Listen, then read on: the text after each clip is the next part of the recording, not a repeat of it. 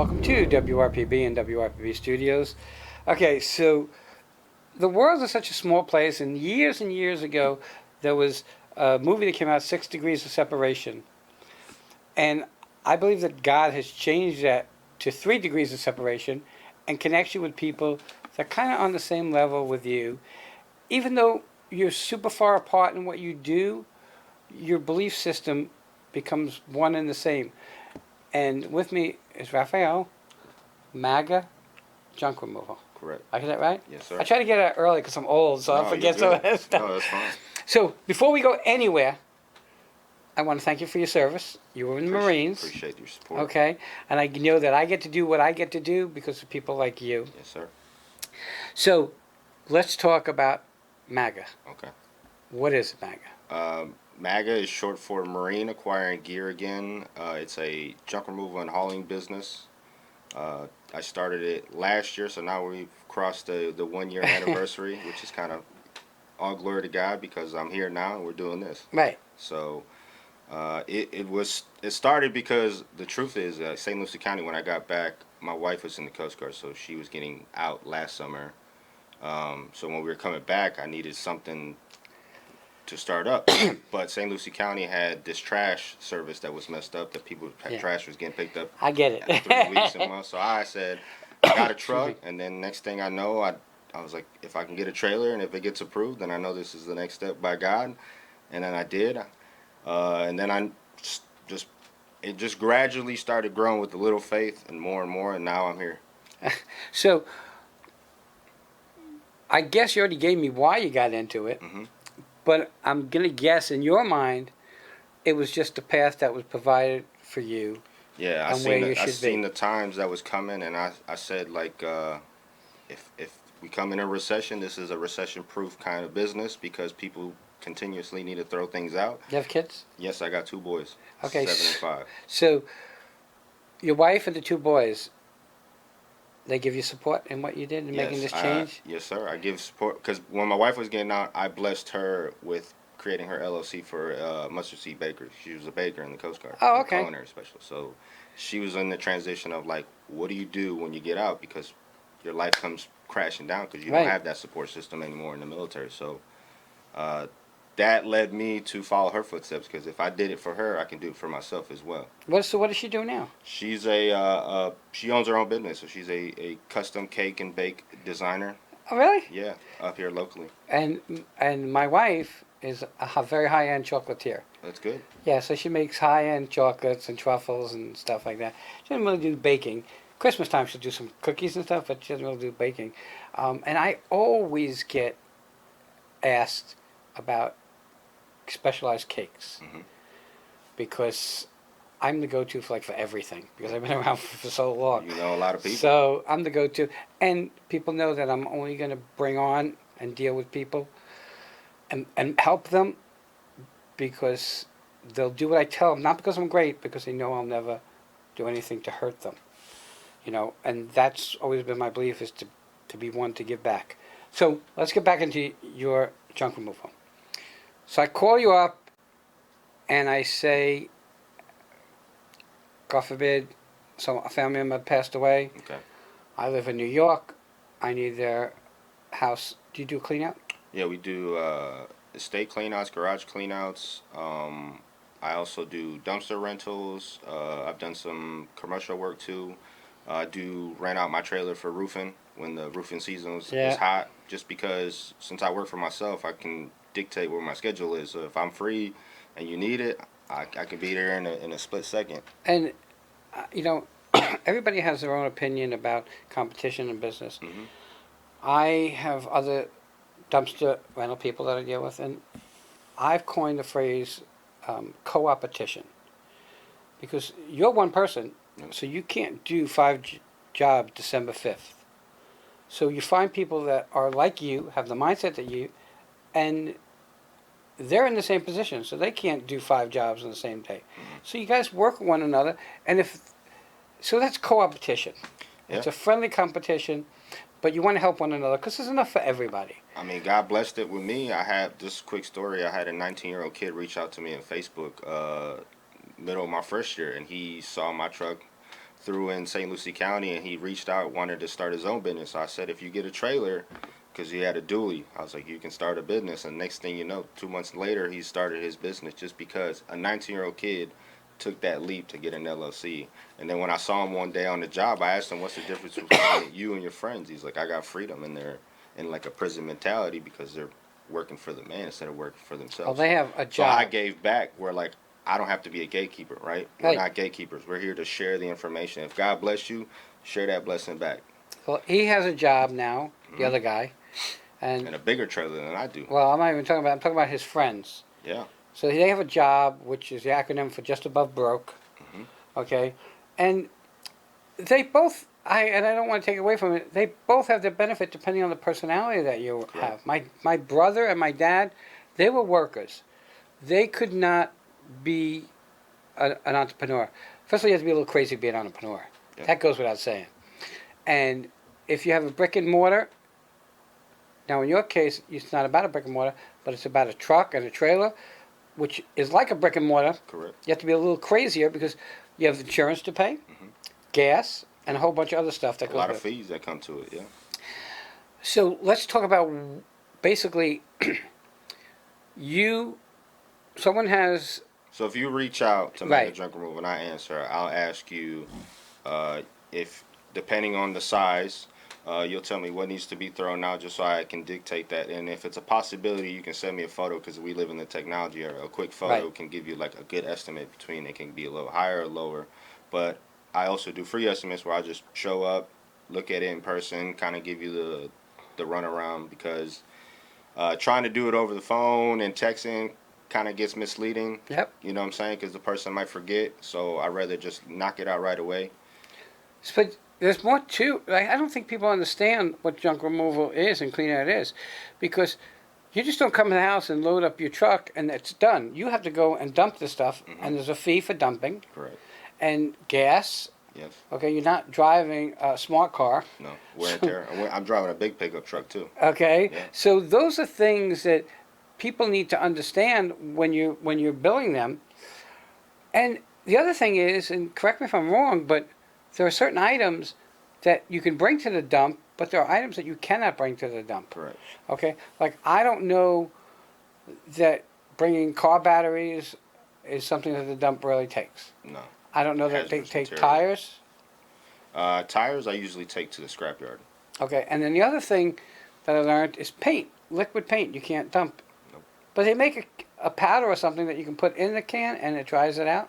Yeah. So it's really interesting. So when you go do a clean out, not everything is junk. Correct. No. So what do you do with the stuff that's not junk? So what I do is I try to find either like my wife's on local moms pages. So Okay. sometimes if there's something that is like looks decent enough that could be donated to someone that needs it. For instance, did a moval to a storage unit for a family member, and she was giving away free stuff, but the couple came in a Tacoma, so I came in the trailer with the Jesus truck and gave them an opportunity. I was like, look, I'm not going to charge you. I'm just going to bless you because you guys came out of an RV into a 3-bedroom home. You don't have anything. So I helped them move everything that was going to fit in the Tacoma into the trailer. And it was like 20 minutes away. But I felt like that was going to be good because sometimes you don't need to get paid. Sometimes it's just a good helping hand in the community because I also serve this country. So I feel like it's also my duty to serve the communities and get to know me. And you do get paid, but Yeah. indirectly there's a way to get paid. You know, you just saw the young lady that was here. Hmm. Okay, just started, doesn't have a lot of money, single mom. She does tinting. So you know what? I said to her, you know what? You can tint my windows. Okay, I'll take that off of your price. Right. Okay. Given an opportunity. I said, don't worry about the difference in money right now, because it's my job. The reason I'm successful is because I give back. Okay, you know, I don't know that we would be where we're at if we didn't give back. If we would have the Right. blessing that we have if we didn't give back. What's the strangest item you ever came across? Strange item. This was crazy. So, strangest item I came across was, you ever looked at those electrical chairs that have the metal knobs on the side. So like if someone really wanted to, like medieval times, like strap them up. Okay, yeah. Yeah, I seen those chairs, and it was yeah. I didn't had no. You can't answer questions, you know. So I was a lot of things go in your mind, and Right. just seeing a person in a chair that's like this with straps, because a lot of it has metal plates. So I was like, this looks like an electrocution chair, and I was like, it's Florida, so some Florida man is doing something out here that we not. But Not your problem. hey, I just Not get told, just tell me not your what I need monkey, to not throw your out, circus. and then I'm gone. Right. So, have you ever found anything of super value? Super value so far. Some couches, but nothing like super valuable where it's not, because usually it's trash. I would say vinyls. If things that people are throwing away that are like antique, certain those things I would keep just because if I just throw it up on eBay or because in the Right. resale game you can resell a lot of things Yep. And and they're worth money because everything on back in the old days is not trendy now, so right. everyone wants to have everything that's old. And it's interesting. One person's junk is another person's treasure, Yes, sir. and they can use it. And when you came up with MAGA, okay, my mind goes through, and I'm not a big video game player, but goes through video games where you see this, you need to pick this item up because you need to have it. Hmm. Pick this item up, you need to have it. So you gotta actually acquire all these things to get through the game. Yeah, correct. So the MAGA just seemed so interesting when you said that. Hmm. I'm like, yeah, that would. And I'm just a Marine acquiring another piece of gear every time I do a job again. Right. And I think, I hate to say it this way, but when you're in the military and you take over something from the enemy, there's stuff that is left there that Sure. can be used for you and you would need. Interesting philosophy. And again, I learned so much. And a part of me says when I was old enough to go in the military, I missed, it was a draft at that point. I missed the number by a year. My brother got it, but he had a far number off. Back then, I would have seen it so much different than I see it today. But I think it's so cool how you get connected with somebody, Hmm. okay? And we were talking before we even got on the air about Christ Fellowship. Correct. You go to the one here, I go to the one there, but we saw the same sermon. The same message Yeah. comes across, and you just emulate it together. Yeah, but this weekend we saw the same sermon, which was kind of crazy and fast paced, and she could go on forever. Yeah. Okay, but for me, and I hate to get off that you're here for MAGA, but it's all part of who you are. Correct. For me, it's like there's always something in a sermon that I can pull something positive out of that works in my world. Do you get a lot of people that call you from another state because their family members are down here, and God forbid somebody passes or Yeah, goes into I've had a a few. facility? I've had a few that have called me. A couple from Arizona. I had a residential company or a real estate company that called me from Texas that used me twice for a dumpster rental, twice in 1 week, and they didn't have anyone, so they saw me and they called me, and I was like, yeah, I'm available. And those are good experience to have for the next one, right? God Right. gives you a first experience just for you to learn upon that. I tell that constantly to people that come on the job here. Break the ice, get your first one out there. You'll feel so much better. And I get it because it was for me the same way. I remember when I did my first interview, and I was a little nerve-wracked. Now I've done 70,000, so it's like second nature to Yes, me. sir.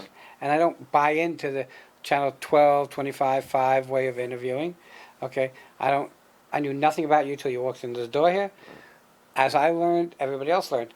And though some of it got off of your company, but it showed people who you are. Okay? And you're going to someone's house, you're dealing with their stuff. You cannot feel comfortable, first of all, with a guy who served the country, Yeah, you got a Marine coming to your house. okay, Yeah. and that has the belief system that you have, which is give back, and that's what we're here for. And I totally get it. What do you see the future for your company? Do you want to get more trucks? Do you want to, So in the future, what I was telling my wife was I want to get a couple more trucks because when you see it, it's a big black pickup truck that has the Jesus decal. So I kind of want like a fleet, like minimum of 5 within the next 5 years, a good ratio, and then have multiple sizes of dumpster trailers. So whenever you're up and down the US 1 or in Martin County, St. Lucie County, you're always seeing the M.A.G.A trailer being pulled by a Jesus truck at every given moment. So it could be me because it's tenant, or it could be someone else that's within the family that's also helping me out too. Do you have help now? Yeah, I have one family member that helps me out.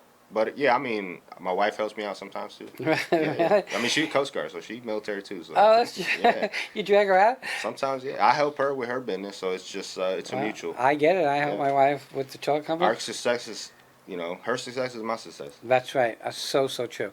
How do people find you? If you You go have a on, website? yeah, I have a website, www.magajunkremoval.com. If you're on Instagram, it's Trail Boss Jesus. I just put all the content of the truck and the trailer every time I do a job. And You have a phone number right now. his phone number is 716-201-8030. That's a New York number because I'm from Buffalo. Okay. I meet a lot of Buffalonians down here too, which is cool. So when I come up, I'm a Brooklyn and Jersey boy. yeah, So I run into people constantly that knew of. I had some bars up in Jersey, and I did a lot of real estate and commercial real estate in Jersey, and they knew me from there.